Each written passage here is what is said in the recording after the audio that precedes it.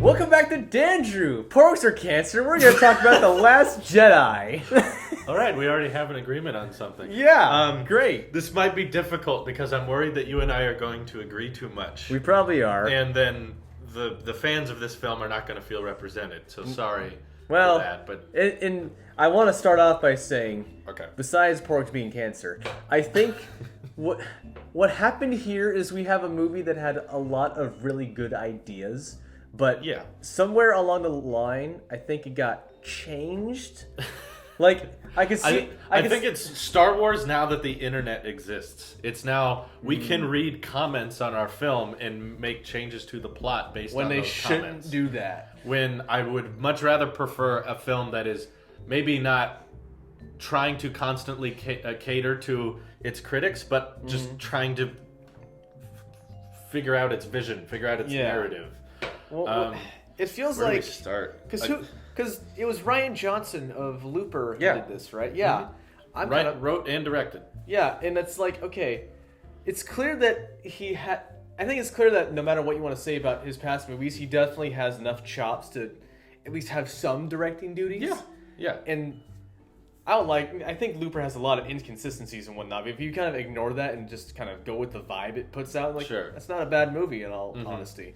But when I'm looking at this, it's like he took what Abrams was building, and it's like it's making it a bit more grand and whatnot, and then just kind of watered it down with a bunch of weird BS. I'm like, yeah, okay. That's the biggest issue, I think. One of the biggest issues I have with this film is putting it right next to The Force Awakens. Yeah. So much of it is so like, this is, I think if I had to describe a sequel that is made by a different director, different writer, not translating well. Like, it's so obvious. It's so obvious the change it's night and day. Yeah, it's like even someone who has no interest in filmmaking or no interest in who directed what or whatever, who's just watching a movie could say, yeah, that was a very different writer or director. Exactly. Like, it was not a seamless transition at all. I think one example I keep thinking of is we spend so much of this movie on the island with Luke. Yeah. Right? And we're seeing the porgs, we're seeing the caretakers, we're seeing... alien it's like milk monster. We need to focus on freaking Rey and Luke and their thing. It's like, I don't care about porgs. Were people walking out of Force Awakens going, I want to know more about that island. I want to know more about the animals on that island. The island in The Force Awakens, there were no porgs on it.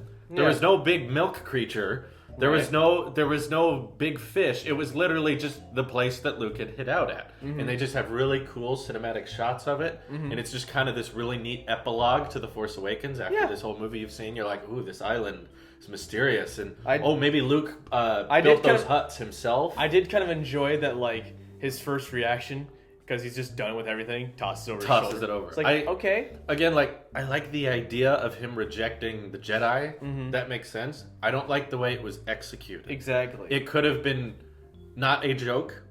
It could have been serious. It could have been the music swells up and then falls, and that's when he just drops it on the ground. Why does he have to Yeah. I feel like so many of the problems I have with this movie kind of sum up the entire film. For one, it's this guy, the Mark Hamill going, screw this.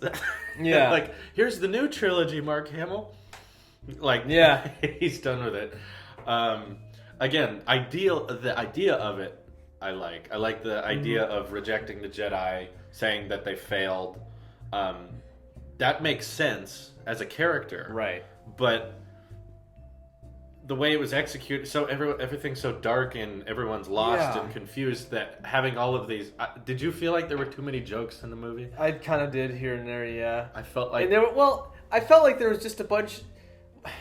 One defense I've heard of this movie is that it defied expectations, and I was like, that doesn't make it good. Thank you. That doesn't make anything... That doesn't redeem Thank you. That I makes kept it saying annoying. That just by doing what people did not expect, which is, I think, the main flaw of Rian Johnson in this film, is that he was so focused on making sure it was not going to go the way you thought. Because I felt like, again, this is the example of Disney Star Wars being able to read comments, read feedback. They read the feedback of everyone saying, The Force Awakens is a new hope. And it's like...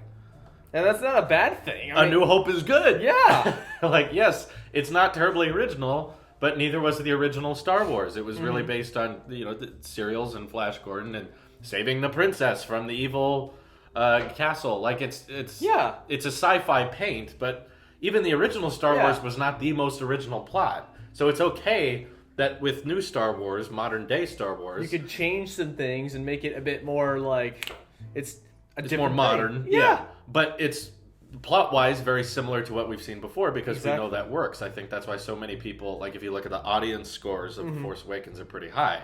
Yeah. Not the same thing with The Last Jedi, I think, because they looked at that as their big problem. I felt like they looked at their plot line and they didn't think, how do we resolve the plot? They thought, how do we make this not the same? And let's just get something out of the way right now. Just not necessarily Star Wars based, but if there's anybody in our audience who are just like, it's the same plot, they just copied. Shut up. There's like 7 basic plot lines that are all recycled over the decades and forever. Just the prequels are original. Yeah. Exactly. That's not what we want. And that's another thing. I like how there are people saying, like, there's a petition going around, let's remove this from canon. I'm like, you didn't do that with the prequels. Shut up. Yeah, the canon thing is messy already. But I just meant that too much of this film, and we can go into the details of it, too much of this film is focused on doing what you don't expect. But I have to reiterate, countless amount of times Disney producers, that does not make it good. Does not help. Just because you do something in a different direction does not make it a good. I'm all for the like you said. I'm all for the idea of taking a new direction. Exactly. I don't want to remake of Empire. No. But I want them to go in new exciting directions. But they also have to be good. They have to be logical, and things have to make sense. And like when I was watching that whole scene in the beginning, right? When it's there's like, too many. Get the bombers out, and they're like snails. I'm like, do you not have Y-wings? They were in A New Hope. Get in there. Get the hell out. You are wasting time with what is this? Dynamite? You know what else they don't have? Gravity. Yeah. Why are you using bombers in space? I felt like this wasn't written by someone who likes sci-fi. This was written by someone who has to abide by producers' requirements. It's like, this bomber scene. It's like, we have torpedoes. We have like missiles. And then in the end of the movie, we have the light speed trick, which... And did I say this to you? But the biggest thing that bugs the living hell out of me is like, the whole subplot where, Poe, Finn, Rose, they're all like, hey, we're going to go find this safecracker dude, and we're going to get on the Dreadnought, and we're going to turn off the targeting system so we can get out of Dodge without being tracked. I'm like, okay, Holden, if you had just told Poe, sit tight, there's a planet right on our freaking course, and we're going to go to it, hide out. And I know Poe's a hothead. Most pilots are. Yeah. You can't really tell him to just sit tight and not do something. But he's completely logical in his reason to be upset. Yeah. Like, to be mad at the rebellion leaders, completely justifiable. Exactly. All he knows is that we have no plan and that we're going out into space with no idea what we're doing. And suddenly it's like, no. Once you play this whole need-to-know basis BS, this person getting captured is on you, Holden. And somebody I work with has said that, like, it wouldn't have mattered. It's like, it would have. Because then there wouldn't have been a mutiny. Exactly. The whole mutiny was caused because Poe thought that the leaders weren't doing anything. Exactly. Again, that was just one moment in the film where there's lack of logic for the sake of the characters need something to do. The whole Finn Rose thing. Rose was a likable character, but until the end, when she makes the dumbest decision ever. Yeah. But, the whole casino plot line, I know nobody cares about, nobody likes. And I thought it was kind of interesting how they kind of drop in that, like, there's that really huge gray area where it's like, oh, look, you got people selling TIE fighters and X-Wings. I'm like, all right. I like the idea of That's not bad. The idea that there are people benefiting from both sides. And just a random Benicio del Toro. Yeah, I didn't like his character at all. He was kind of annoying, He's just like, sometimes I stutter. Character. Yeah. The dumbest thing that no one brings up enough, it bothers me. Okay. They go into the prison cell after being arrested at the casino. Right. They meet this actor that's famous from stuff. Benicio del Toro. Yeah. He's in the prison cell, and he goes, I overheard you need a hacker. and then he just unlocks the. Yeah, why was he even there? It's like. Was he just waiting for the right people to walk in and then be like, I'm gonna help you, and then unlock it, or what? I think he was just drunk. Maybe he's just like, you know what? He knew how to get out the whole time. Yeah. The issue is, and I've been watching a lot of reviews of The Last Jedi. I've been getting a lot of feedback because I am very, very decisive about this movie. It doesn't. People have the right to be mad about the casino scene and the lemur horse. Overarching, like, the real victory is that we let these horses go. And it's like, no, you still got people out in space who are gonna freaking die. The horses are gonna get caught in the next 5 seconds. Yeah. Like, the city's just gonna. They have spaceships. Oh, there they are. Yeah, a planet in Star Wars. A planet in Star Wars is basically just a city. It's not like it's a. We let them go into the wilderness. It's like they're gonna get caught immediately. There is no wilderness. Second of all, I'm not anti-animal rights, all for animal rights, but like what does Star Wars have to do with that? Star Wars is more about porks aren't real, so I can hate them all I want. But neither are lemur horses. In Empire Strikes Back, Han Solo literally rips open a tauntaun and stuffs Luke inside of it to keep him warm. Yeah. Like, and that's arguably the best Star Wars. So like. That shows your basis of the treatment of animals in the Star Wars universe. Like, it's expendable. They're not real. It's okay if the lemur horses get tased. I don't care about that because it's not a real thing. Exactly. I get that you want to resemble real life, or they want to make political. Like, this is the dumbest thing, right? Yeah. Finn and Rose do social commentary on how these rich people are benefiting. It's Star Wars. Also, we don't care. Leave real life out of fiction, please. It's also very hypocritical because Disney is releasing this. Who also bought 21st Century Fox or 20th Century Fox. So they're literally a monopoly complaining about the hierarchy of the rich. They're like, we own every movie company now, but the rich, they steal. Yeah, right. This is so wrong. It's like I can even start to understand the political debates of there's rich people and poor people. Yeah. This is a fact. But Disney has no right to go into that realm, especially when they're buying every movie company. Yeah. And you have the right to not be interested in that thing.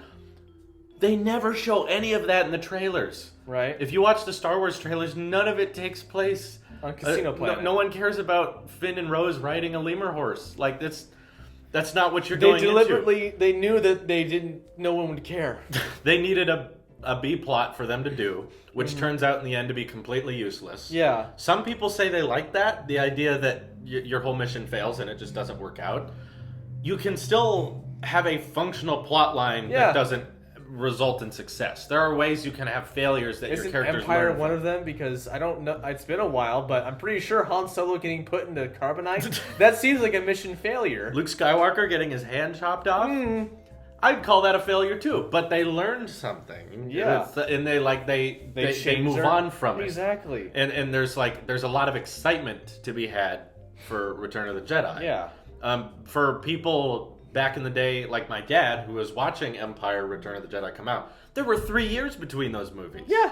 After Empire, you're like, is he really his dad? And what's going to happen? You didn't know anything. You had so much excitement for Return of the Jedi. I have zero excitement for 9. I do not care at all because, first of all, by the way, spoilers, this whole thing. Duh. If you haven't seen it yet, why are you watching this? Yeah. Snoke dies. How did you feel about it? I was livid. Because I was like, okay, first of all, they're taking a character that was kind of built up and whatnot. I was thinking, okay, so it's like the Emperor on steroids and Andy Serkis. He seems very powerful. He seems extremely powerful. And we don't know who he is. And I thought the first scene where it shows him and Kylo talking, and he's just reprimanding Kylo, and he's about to stand up and do his thing. He's like, Force lightning, and just sends him off into super powerful. I was like, that was awesome. It was really cool. And then everything after that, I was like, this is trash. It's like... What was your initial reaction when, like, I thought it was too on the nose when Snoke is saying, "I can feel Kylo Ren." I thought that was so stupid. I was like, take out your lightsaber and kill your main enemy. Like, he was being so broad for no reason. Exactly. While the lightsaber's turning. Not only that, but how does he not Force? Does he not feel that? I felt like Snoke of all these powerful Sith could notice that was happening. You know, be like, and take your lightsaber. Oh, and take your lightsaber. Like you'd see it turning and be like, oh, that's dangerous, and then turn it around. Exactly. Not only that, he probably. I know metal on metal has noises. It's like, oh, jeez. I have the Force and will realize when a deadly weapon is pointed at me from literally under a foot away. Exactly. Because I am a smart Sith. Exactly. We don't Disney. No one roots for stupid characters. Exactly. The Emperor was cool because he was unstoppable. Mm-hmm. Luke tried to, and the Emperor taunted him. And it only took like Luke pleading to his father to get Vader to be like, no, and toss him over the freaking guardrail. Yeah, like that, and it was unexpected of the Emperor because he thought everything was fine, and like, yeah, the lightsaber itself, and Darth Vader did not have a huge history of holding himself back, whereas Kylo Ren has a very heavy history of regret and not being fully committed to the dark side. That's why 9 is going to be so boring, is because it's like, well, you know, Kylo Ren is already divided on whether or not to be evil, so maybe he decides to be full evil, and then they kill him, and then maybe Rey is still fine. The best scene in the movie, I think, is when Kylo and Rey team up. That was freaking awesome. I think that was because it was an actual lightsaber scene, which there's not a lot of in Star Wars anymore, sadly. Yeah. The thing a lot of people like in film, and a lot of reason people like Star Wars. There's only one scene in this entire film where 2 lightsabers touch. Yeah. And it's a flashback when Luke and Kylo clash lightsaber. That's it. No 2 lightsabers ever touch each other. Right. The rest of the whole dang movie. It's kind of like, I mean, I know you don't want prequel levels of lightsabers, but... No, I do, because that was actually somewhat good. I mean, they're very choreographed and green screened, but I mean, like, I don't know, it's more interesting than nothing. Yeah. I really like the duel at the end of Force Awakens. It felt very raw and it felt how like amateurs something was would happening. Fight. Yes. There's a lot of people outside. Forgive us. We have neighbors now. I'm trying to shield the mic as much as I can. That's okay. Before we go too far, let's get our thoughts out about the Porgs. Die! How do they compare to Ewoks? Because a lot of people, that's what they say. They're like, they're just like Ewoks. No, they're not. Ewoks had a freaking purpose. Exactly. Ewoks fought the Empire. What's a Porg gonna do? They teamed with It's gonna get spit and then cooked. The only character that references a Porg in the whole movie is Chewbacca. Yeah, and why didn't he eat the thing? He already killed it. Now it's dead. So now it died for no reason. I don't even think they're like that cute. They look like Furbies to me. I want to throw them in a fire. Okay? Porgs are not cute. Fake news. I understand. Okay, look. I totally get your counter arguments about like, well, Star Wars has always been about selling toys. It's always been about selling merchandise. There's a way you can do it without being so on the nose that it hurts. Yeah. The Porgs did not feel like a cleverly implemented little Star Wars alien. They felt like a sticker that danced across the screen while I was trying to watch this movie about PNG. Whether or not a Sith Lord wants to murder his own mother. While we're talking about that, a little penguin seal likes to cuddle its babies. Like, two very different things going on, and you're trying to cater to so many different audiences. Like, I think a better example of a good implementation of merchandise that also works in the plot, BB-8. Yeah. Force Awakens. BB-8 is useful. Super popular toy. The little ones that you could drive around, they're cool. They actually, the ball can control where it goes. Yeah. You can pair it with your phone. Super hot sales item for the holidays. And also, useful for the plot, not too stupid. Until this one where he starts driving a AT-ST. And I'm like... That was hilarious, I'll be real. I was like, you know what? Alright, screw it. I'm beyond the point of caring it on this movie. As soon as it was driving the AT-ST, I think I kind of decided I didn't like this film. I was like, well... Okay, you're not trying anymore. Now it's like, BB-8 can do this too. It's like, why doesn't BB-8 fly every X-Wing without a pilot in it to light speed into the Death Star so that they never have to touch it? I thought the scene at the beginning where he was like trying to keep the fuses all... I was like, alright, kind of funny. It's kind of fun. I didn't like... I felt from the beginning like this off-putting vibe with the please hold. with General Hux, like the I'm waiting for your mother. Your mama jokes. It didn't really. It was funny, but at the same time, it's like doesn't fit. It's not a Star Wars thing that like the Emperor in a pilot would have. I'll give it to at least Poe because he is the guy who, when confronted with Kylo, is like, so who talks first? I talk first? Yes. He's just that kind of character, so I'll give him that. Like, if anybody's going to do that, I'm glad it's him. If it was like Rey or Finn, I'd be extremely PO'd. I guess it works for his character. That's fair. I don't know. The whole movie is a very, very slow chase scene that also devoid of all logic. The fact that a Star Destroyer can't keep up with a giant freighter. It's like, you can go light speed, but you can't go like 10 miles an hour faster. Just be like, yeah, you are. Hey, gotcha. I don't. Oh, we're just out of reach. No, that's not how space works. Maybe, let's talk about the Leia scene. I was going to say, maybe I'm just a cold-hearted person, but I wish they would have just axed off Leia in that moment. That's what I thought was that would have been so dignified, right? I thought what should have happened, what would have been more interesting, and that's what kills me about The Last Jedi Not so Leia, much. it kills you, though. What kills me about The Last Jedi so much is that it had so much potential. That's the movies that really bother me, like Dawn of Justice. I will always hate that film because of how good it could have been, and yet wasn't. Same with Last Jedi. I thought Kylo Ren was going to kill his mother. Yeah. Then it's like, wow, you have this character who has literally killed both of his parents and is now shown complete devotion to the dark side. And that could make the conflict with him and Rey much more interesting. The fact that he doesn't kill his mom, interesting plot choice, but it ends up not mattering because other TIE fighters shoot her anyway. So then you're like, oh no, she's dead. But then she's not dead anyway. So like, I think they twist this movie too much. Well, what I was hoping for... Yeah, they defy expectations.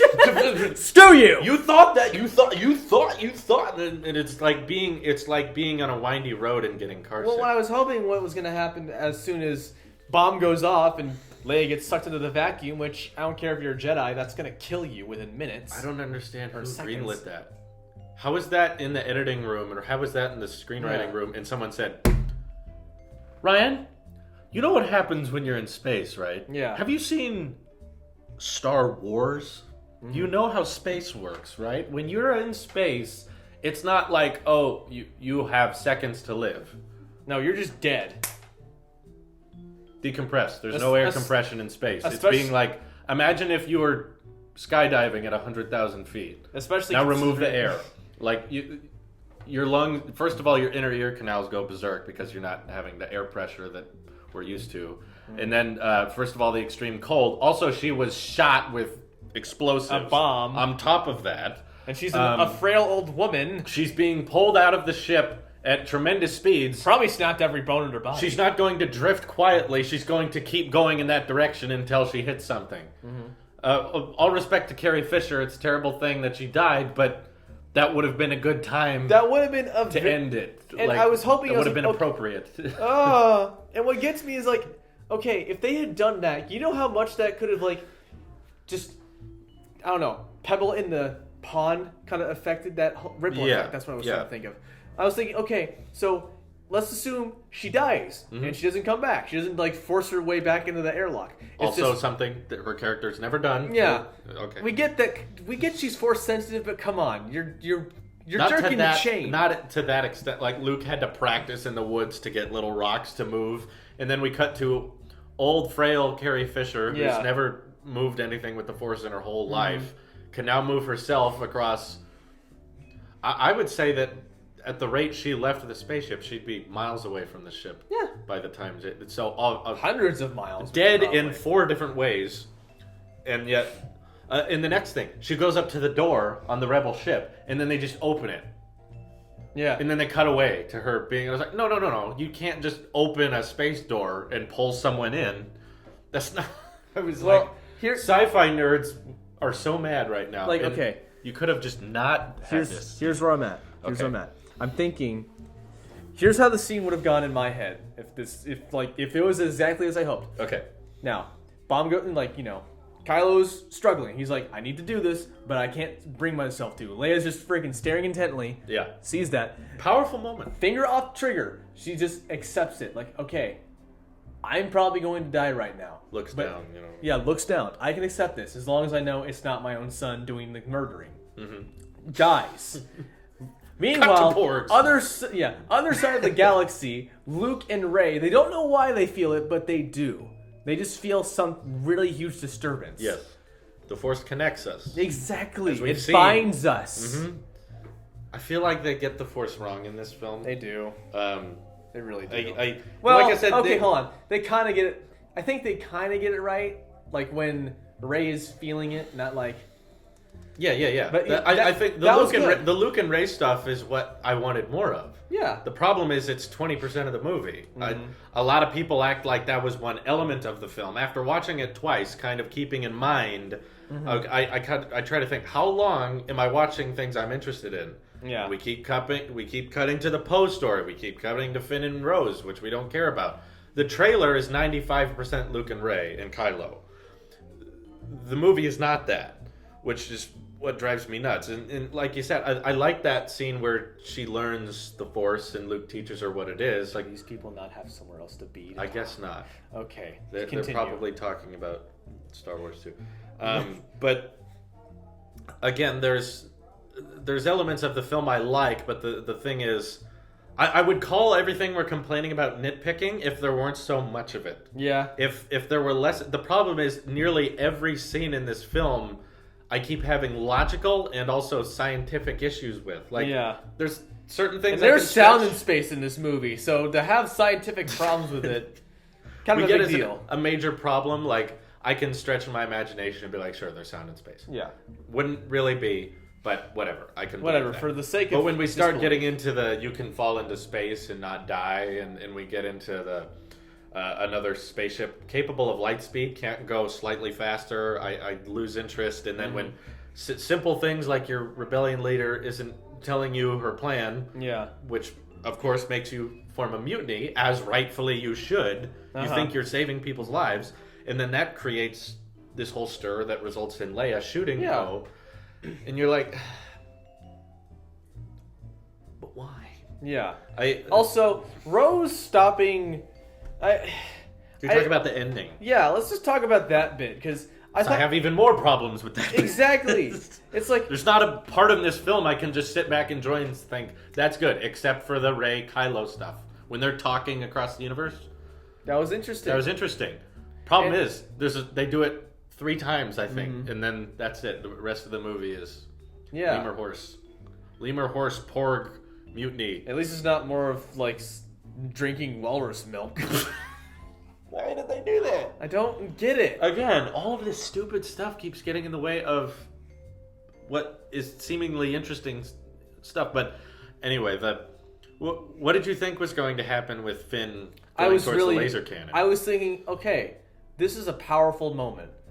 Sacrifice. This is a great thing. I mean, he starts off, his whole character arc starts off, he's not able to shoot innocent people and be for the Empire. And he goes to be one of the rebels. And he even says to Captain Phasma, who's just pretty much tossed aside in the middle of a destroying ship. Phasma's also another plot. What the hell? He's like, they led us to believe there would be more Phasma in The Last Jedi. Like, they hyped it up. And there's even less in this film. She's in this film for literally one scene. Yeah. And all of that Gwendolyn Christie gone to waste. She shows her eye. I don't care about Game of Thrones, but I wanted to know more about that character. I didn't want to see her thrown away for anyway, no reason. Like it's this whole thing where it's like, you know what? That's almost like a full circle thing, right? Like he comes to terms with who he is as outside of this. And he's like, I thought it would have been a good arc for him to sacrifice himself to save his friends. And when he meets Poe, and Poe's just like, why are you doing this? Because it's the right thing to do. I'm like, that's character. We like this character. It's good. And then Rose comes in. But anyway, like...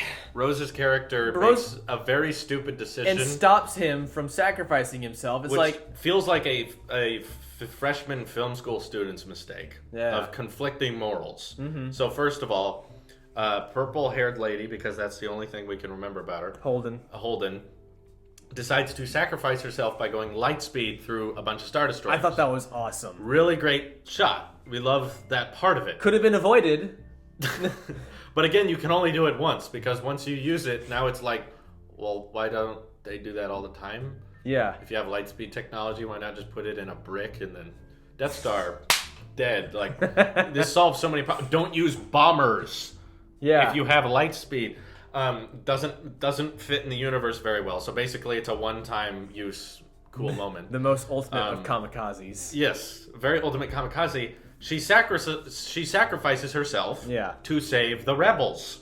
Uh-huh. So you have a moral, right? You have a moral. You have a theme there. That's sacrificing for the greater good. And then Rose. But then Rose prevents that and says, no, it's not about fighting those we hate. It's about saving those we love. It's like, no! And I was saving those I love by fighting the people I hate. Yeah, Rose. Is that so complicated? I've seen the movie twice. I had to watch it a second time to make sure, because a lot of people kept saying, I loved it the second time. I comically laughed both times. Unintentional laughter. I cannot contain it. I literally I tried the second time. I was like, don't laugh. Yeah. Busted out laughing. That one's gonna die. Okay. We'll get the battery. But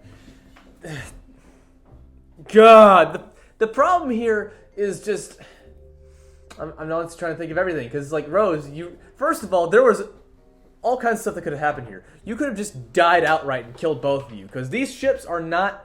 Could have potentially died and killed both of them, resulting in the death of the rebellion. And Poe makes a point of showing, hey, my foot goes through the floor panels. These are not safe. And comically, she says, it's about saving those we love. Immediately cut to laser cannon destroying all of the ones you love. It's like the biggest moment ever. Camera likes Star Wars too much. And this is kind of bugging me. Like, I understand that Kylo may have been a little distracted after the whole I just fought Rey and she didn't want to join my side thing. But shouldn't he, of all people right now, understand when Luke isn't really there? Like, that kind of bugs me. It's like, so wait, you can communicate with someone across the freaking galaxy. I don't care if Snoke's helping you out. You can still do that. But you can't feel when your uncle is messing with you. Like, come on. Also, Hux needs to die. Hux is not an enjoyable villain. Yeah. What I liked about the Empire soldiers and generals in the original trilogy is that they really didn't care about the rebels. Mm-hmm. They did not get high off of watching rebels die. They were just kind of like they were in the way. They're like, oh, there's rebels, we have to stop. Oh, it's an older freight star, that checks out. Stop that fight. You know, they were kind of serious. And I get that acting-wise it's not as interesting, but it made sense. Mm-hmm. In this one, he feels like a psychopathic murderer who's just like, the rebellion! Like, he's triggered at all times about the rebellion. The rebels that killed all the rebels. That's an excellent Hux impression. Thank you. The ginger helps. Yeah, I'm not a fan of Hux's character, but the problem is he's the only other bad villain now. Yeah. There's no greater... That's what made Darth Vader turnable, is he had a greater villain to rebel against. Mm-hmm. We don't have that now. Now that Snoke's gone, it's like, okay, there's one half Sith who just tried to run off with Rey. Sorry. So Snoke isn't the half Sith now? Because he gets cut in half. He's two halves. I also like Andy Serkis. I wanted to see more of him. Why is he gone? I want to know more about what was going on here. He's not dead. You know who is dead? Carrie Fisher. But guess whose character survived this film? Yeah.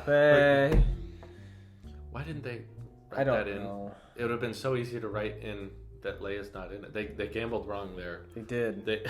They did. Because they've made statements saying she's not a 9. Mm-hmm. And yet she's in the ending shot of this film. They're just like, we have everything we need. 8 people. It's like, is that all you need? Right. Is that going to be fine? Also, she's not coming back. So how are they going to reference Leia in 9? What's it going to be? Like, I don't know. She's not here right now. Dies off screen. Like, really? She fell asleep one day and didn't wake up. That is all. I like the idea of the Force having more capabilities. I don't like this new power of being able to project yourself. It's BS. It's not a smart power. It's an annoying power. It's like, okay, now anytime a Jedi or Sith is anywhere, we have to start questioning if they're really there. Yeah, exactly. Which makes... every single scene from here on out. Like I like it better when it's in the mind's eye kind of thing. Like what Rey and Kylo were doing. I was like, that okay, was cool. That was cool. Connecting. I could totally see the Force having that kind of effect on people. Like, all right, I'm gonna see across the universe, or whatever. Now I'm gonna see you. That actual power was used in Empire between Vader and Luke. They kind of look out and they go, Father, and Luke. You know, they kind of do that similar effect. Yeah. But the whole I can project so that anyone can see me, and also you can interact with him. Yeah. They weren't consistent about that because Kylo Ren stabs him and nothing happens, but also he holds Leia's hand and hands her these dice that she holds. So it's like, okay, you can. It's not a ghost. You can physically touch this projection. You can do things with it. But he can't be harmed because he's not really there, which is not cool. That's not a cool power. That's an annoying thing. Like, you know that frustrating thing Loki does in the Thor movies? What if everyone did that? Yeah. Kind of like the new Stranger Things character in the season 2 I haven't seen it yet. Project things. Okay, I don't like that power either. Good to know. But I like the Force. I just don't like that power because it's not clever. It feels like a scapegoat now of like, now we can get out of any situation because he's not really dead. Yeah. But then they ruin it when he disappears and actually dies. Mm-hmm. I love that scene. Just like eliminating everything else. I like how they played Luke out. I was like, you know what? 2 sons and he's passing it like that's powerful. Perfect shot, perfect music. Perfect symmetry. But dying there, no. I would prefer him not to die. I'd prefer him either die at the battlefield or come back in the next one. Yeah. Like he could have because he's alive in real life. It's like, well, if he's gonna die at the end anyway, which I'm not against. If you want to kill Luke in this film, that's fine. But let him die like a hero, you know? Like let him face Kylo Ren. Let him kind of like an Obi-Wan death, you know? You know, Obi-Wan, I don't feel like was murdered. He kind of just accepted it. He holds up his lightsaber and takes it like a champ. Yeah. I thought that was about to happen in this film when Kylo Ren swipes, but then no, not there. And it's like, so Luke Skywalker, the greatest Jedi of all time, never leaves one island in the entire film and then dies on the island. Yeah. Because that helps your movie. So satisfying. It was so satisfying to know that Luke actually did not physically show up to help his friends and see Leia. Why is Bright a better movie than The Last Jedi? Why? Okay, Bright got slandered and not slandered. That means it's false. But it got it had an interesting premise, but yeah. That at least had an interesting premise, but it's like, how is this a better made movie? I had no expectations for Bright. Did you watch it? Yeah. Well, it's all right. I enjoyed it more than The Last Jedi. The Last Jedi offends me. I am offended. I am triggered like a, you know, because I literally don't care about Star Wars now. That's the worst. That's your trigger sound. My trigger. I'm triggered. That was a great read. You know who the real Last Jedi is? Yeah. Ray. Yeah. I literally was. That one hurt. I was so excited for this film. I love The Force Awakens. I love this film. I thought it recaptured that spirit of Star Wars and it got me excited. Exactly. To see where it was going. It was awesome. And now in a single move, a single film, you've gotten me to not care about the entire universe anymore. Now I'm like, right, whatever. Now thanks for pissing in the fans of your face. Whatever. Will I watch 9? Probably, because there's nothing better to do. Yeah. But I'm not excited for 9. They're gonna have a very hard time getting me eager for episode 9. Same. There's so many good ways this could have gone. Like, what else is there that we could just? What I would have preferred, to be honest, in the ending is I would have preferred it if Luke actually showed up, died, fought Kylo, not died. I would have liked to see him carry on to 9. As a Jedi leading the rebellion, like the wise master alongside Rey. I would have preferred it if he knocked down all the AT-AT walkers, Just shunt. Wins a lightsaber fight with Kylo Ren, like an actual fight.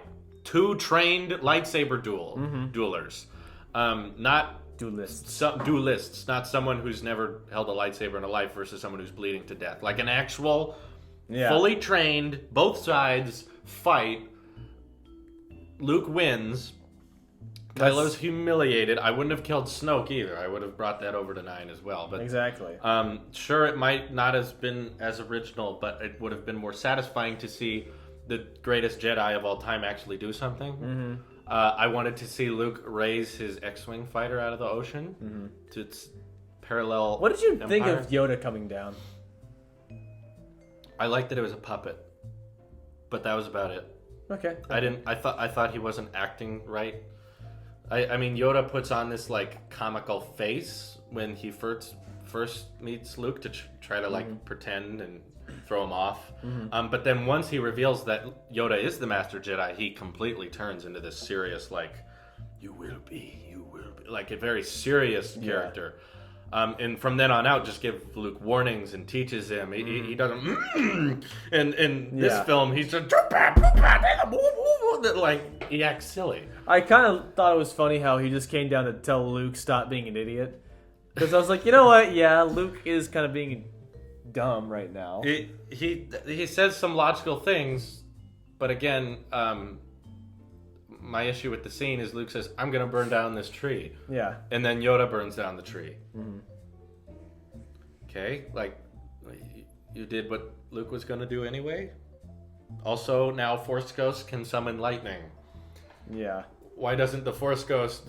Why can't Yoda show up at Snoke and lightning strikes, Snoke's dead? Like you invent new powers that now complicate the whole universe and make it harder to follow. This isn't. It's different, but that does not mean good. Disney, you can change things, but make them good. Did you think Rey was going to go with Kylo? I don't know what was going to happen there, to be honest. I kind of wanted them to. I thought that would have been interesting. It would have been kind of interesting, like... That would have been different, Disney. Yeah. Also interesting, the idea that Rey could... I mean, if Rey decides to side with Kylo Ren, how is Leia going to feel? How is Poe going to feel? How is Finn going to feel? To see what there once was hope for the rebellion now siding with the dark side. How does this complicate the whole universe in a way that's like, all right, let's see what goes down. That would give your and let's see it like other characters something to do that's actually interesting. Freaking sucker! Conflict! It is the driving force of plot! Emotional conflict that can result to later physical conflict because it is Star Wars. Yeah.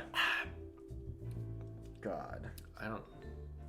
So that's the thing. I know a lot of people who like this movie, and then they followed up with, but this doesn't make sense, and this doesn't make sense, and this doesn't make sense, and that was dumb, and that was dumb, and this was really dumb, and I didn't like that, and that was stupid.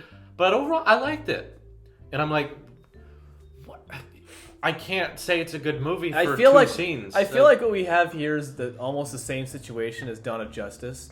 Where I know you're gonna hate him either way. I don't think it's that bad. Well, it's like there was a lot of potential, and there's still some things in it that if you decided I want to go back and reshoot, you could probably salvage, and it wouldn't be hurtful to the overall product. Yeah. But as it stands, it's just like a really horrible amalgamation of all kinds of crap.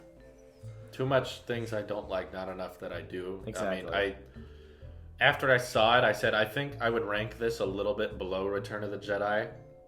I think Return of the Jedi is kind of the weakest of the original. Hell, I'd rank this below Phantom Menace. Really? And after talking about it, I might put it more near prequel levels of bad. Because prequels are full of these problems too. Prequels are full of these illogical, nonsensical plot points that don't make any sense. But you could tell that they were at least science-y a little bit. Yeah. You didn't have the people flying through space, and you had the idea of cloning and stuff. It's stupid for the plot, but it makes science-y sense. And now, I don't know. I don't mean to offend anyone when I say this, but I kind of look at it as if my mom were directing Star Wars, which I love my mom, but the metaphors they're going with, like, now anyone can use the Force, or the fact that Star Wars needs to be a lesson that we can take home with us now that the Force can Anyone can use it. Why? What did we learn from our Star Wars visit? That we should care about animals, hate the rich, save those we love. Thanks, PETA. And it's because that's what I care about when I'm watching Star Wars. No! It's like this. I feel like its target audience is literally the polar opposite of its original audience. It is. The audience has grown to a very large state, so I understand why they made these decisions, but I just mean I don't have to like it. I don't have to like these stupid choices. So for all those people asking me in live streams what I thought, now you know. Originally, after I saw it, I said I'd give it like a 7 out of 10, but the more I thought about it, the less I liked it. I think I'm probably somewhere in that same ballpark, because I was just like... Not 100% garbage. There's good moments in it. There's little bits. But I can count them on one hand. Yeah. I'll do it. Rey and Kylo stuff. Interesting. Luke and Rey stuff. Interesting. The first scene with Snoke and Kylo. Yeah. The only good one. I mean, there's that. There's the light speed moment. Yes. Where they go through all the Star Destroyers. I liked Luke's entrance until we find out that he's not there. Yeah. I was so into it. I was so like, he's finally making his approach, and they all shoot at him with the AT-ATs, and he just, like, he's BA, This is an awesome Jedi moment. Then you find out, well, AT-ATs can't shoot a ghost. Yeah. How dissatisfying is that? Right. You see that? That's not happening. They were shooting dust. Also, really stupid thing. When you saw did you watch trailers for Last Jedi? No, because I don't want to get overhyped, because then I have this exact problem where I have so much expectations. Oh, and as then you can see, it doesn't make a difference. Because I was super hyped for every trailer, and you didn't watch any. Yeah. And same reaction. but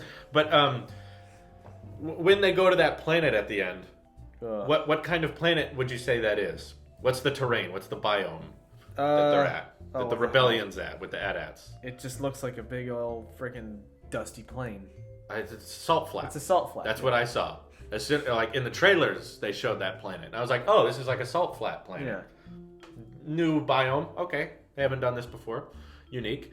What are those things? The Arctic fox looking things, yeah. Yeah, well, I mean, there's like in Utah, I've been to the salt flats and stuff. Like, I think they're in Utah. They're somewhere. I don't know. It's probably It's Utah. been a while. I like the way you said that. So it's just like, it's they probably... have the Great Salt Lake. What else in the country has this? The salt flat's what happens when the lake is gone, though. So I don't know. I could be wrong. But I look at that planet, I'm like, salt flat. And then they have this shot where they like, zoom in on one rebel holding a gun, and he goes, he's having his average Tuesday. He's like, well, I'll be running for a while. It's salt! Yeah. Like, thanks for letting us know that. And that serves no purpose in the entire plot. Literally, the guy's just letting his friends know that they are surrounded by salt, which is created by the haters of this film. Exactly. All of my hate for this film could fill a salt flat. That's how salty I am about how they handled Luke and how they handled this plot. What was the point? I'm trying to think of the logic there. What did someone stop and be like, no, hey, Ryan. Oh, Ryan. This looks way too much like Hoth, which was a snowy planet. Yeah. No. This isn't a snowy planet. It's a salt planet. Will the idiots in the audience know that? Yeah. It's okay. I can add a line. Yeah. Yeah, we'll have a guy lick the ground in Star Wars during the climb. Yeah, how do you know it's not like cyanide that they're standing on? It's not like every planet. Why can't it be like diamond dust or something? I don't know. It's not like freaking every planet in Star Wars is user friendly. Remember? I mean, come on. What the hell? Why? There's an entire moon that's magma. Why would anyone want to go to Mustafar? Yeah, thank you. Why would anyone want a planet there? Like, hey, what if none of the planet had natural resources and it was just hot all year? Yeah. I'll live there. What Do you about want to live Hoth? in the first circle of hell? Let's live on Other than Naboo, I don't know why you'd want to live on any of these planets. Yeah. Tatooine sounds like one giant Middle East, and Jakku sounds like one giant Death Valley, and Coruscant. Let's take everything that's bad about New York and make it a planet. Imagine every urban city, combine it. Yeah. And imagine if you could never leave the city. Exactly. The only way to avoid traffic is to die or leave the planet. Yeah. Why does a planet like that have traffic? Thank you for the one shot of a rebel telling us that salt exists. Yeah. That's Star really Wars. great, guys. Oh, there's still more, isn't there? I'm sure there's things I okay. problems with. A friend of mine who lives in Israel. So if you're watching, Katya, hey. But she asked me this, and I'm going to ask you the exact same question. On a scale of Bella and Edward to Anakin and Padme, how much did you buy the sudden romance between Finn and Rose? 3. See, I saw that and I was just like, that was freaking I didn't weird. feel an emotional connection between the two of them the whole movie. And then they kiss, and you're like, what the heck was that? Like, Well, what I told her was I was like, I don't even think that was scripted. I'm pretty sure that actress just had a thing for John. And it was that's just what like, it felt like. and it was just like, I need it! When we first were introduced to Rose, I thought she was not a major character. Yeah. When Rose first shows up, I was like, oh, we're supposed to relate to Rose as that like comical side character. That's oh my god, it's Finn, the rebel hero. And he's like, yeah, I'm the rebel hero. And then they keep talking, and then they go on a quest together, and you're this is a new This character. is serious. Okay. Wow, you're not leaving this plot. I see. That would have been. I didn't feel like Finn felt any romance. Wasn't there a complaint that there weren't enough Asian people in Star Wars? That's what it felt like. It was like there's not enough Asians. It's like, okay, Rose, Like, we'll give our character nothing to do. is the next one going to go to? Probably a card full. But anyway, You'll have to do it on the last 2 cameras. no problem. Let's wrap it up. Yeah, but anyway, like, if that's the case, hey, you still had like the coolest, the character that's not a Jedi in the series in Rogue One. That guy was awesome. What was his name? The blind guy. Oh. Yeah, that's the problem with that film is you never remember their names. I know who you're talking about. The blind, not Jedi in Rogue One. He is one with the Force, and the Force is one with really, him. really cool, yeah. Yeah, he was I like awesome. that character. They don't say his name a lot. That's why I don't know his name, but I like the character. But anyway, getting off track. But Yeah. it's just like all of a sudden Rose is here, and it's like... The thing is, I'm totally all for including more minorities in the film, but give them something to do. Yeah. Don't give a pointless plot line to them. Just let them actually have an important role. And we don't know if that's the case, or like if that was the primary reasoning for bringing her on. Yeah. But it felt like it. She definitely feels shoehorned in a place where she doesn't need to. When you make a new character that doesn't do anything, that basically nearly dies at the end. Yeah. It feels like a tack on. The one thing I just remembered we haven't talked about, and probably can be our last point. How did you feel about how they handled Rey's parents?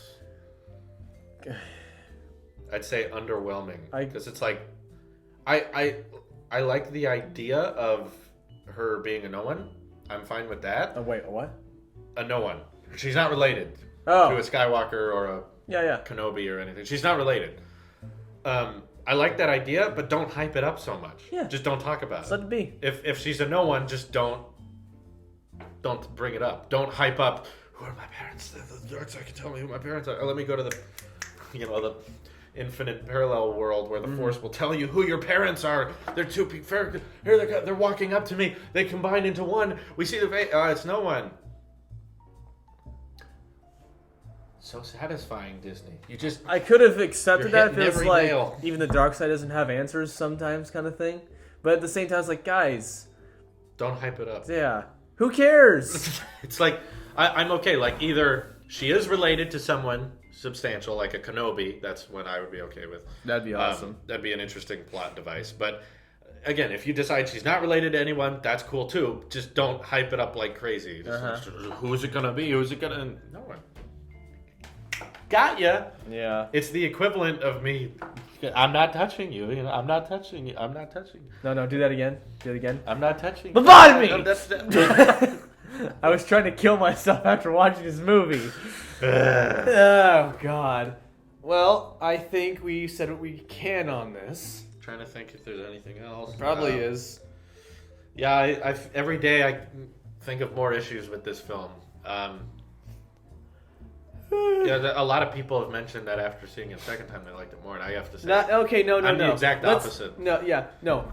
If you have to watch it twice to like it, you don't like it. Go home. That means you won't accept a failure. It means you're requiring yourself to like it. Usually, if I like something the first time, I like it more the second time. Exactly, because then you can see all the finer points. Yes. You should see the little details. No one looks at Max Steel over here and says, "You know what? I actually hated it the first 10 times, but on the 11th, it was pretty good." No, it sucks. That's why I didn't watch Dunkirk again. Yeah, because I was so tired the whole movie. I was like, that's enough. I don't need more of that. First time I watched Dark Knight Rises, loved it. Watched it again, loved it. Third time, loved it even more. Like, just... I will always love this. Kylo Ren, I think, is the best character in the franchise. Yeah. He's the most interesting because he's divided and he doesn't do everything perfectly. Mm-hmm. Like, I wasn't a big complainer about Rey being a Mary Sue. I'm fine.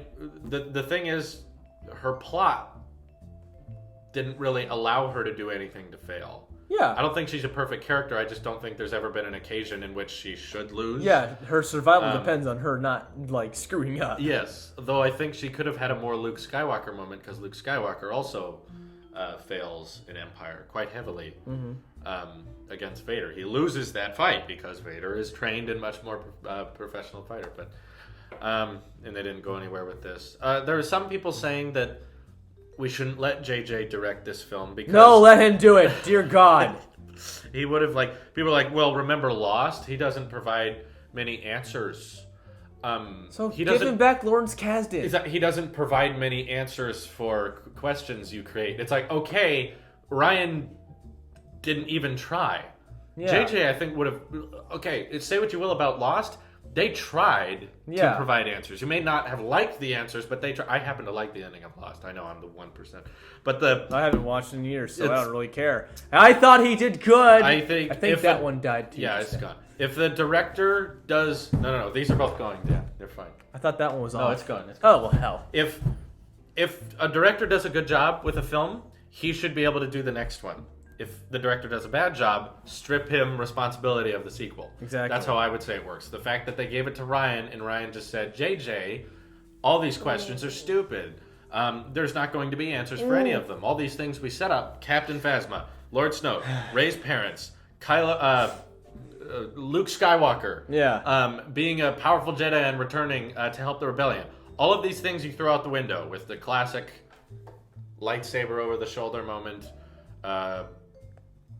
Porgs are stupid. They're like Ewoks, but dumber. I didn't like Ewoks to begin with, but at least they did something. At least Ewoks were useful. Yeah, Ewoks had a thing to do in the plot, and even if you need a little Porg character, like that's you have a gun to your head. You must have Porgs in this film. Have them in 2, maybe 3 scenes. Yeah. 2, maybe 3 shots, not 12 or 13. Like it's. Kill me. All right. On that note, I think we can safely say we've exhausted this topic.